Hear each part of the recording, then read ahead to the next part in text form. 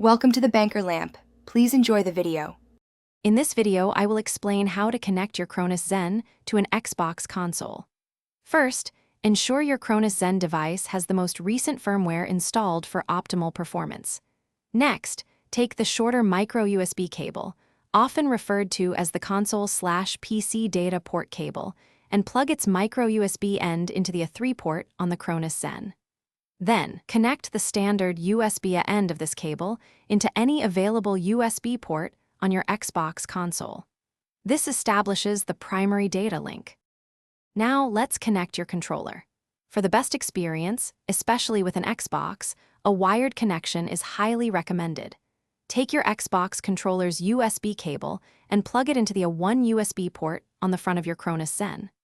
This port is specifically designed for your primary gaming controller. Once connected, ensure your controller powers on and is recognized by the Zen, indicated by the Zen's display showing a connected device. This setup provides a direct and stable input. Depending on your specific Xbox model, you might need an authentication controller. If prompted, connect a licensed Xbox One controller to the A3 port on the Zen. For advanced customization, connect the Zen's PROG port to your computer using the longer micro USB cable. This allows you to use the Zen Studio software to load game packs, scripts, and update your device. This connection is crucial for unlocking the full potential of your Cronus Zen. Before you start gaming, perform a few final checks.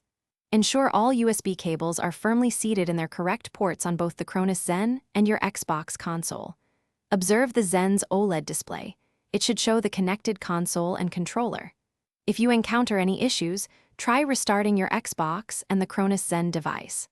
Often, a simple power cycle can resolve minor connection glitches, getting you back into the game quickly and smoothly.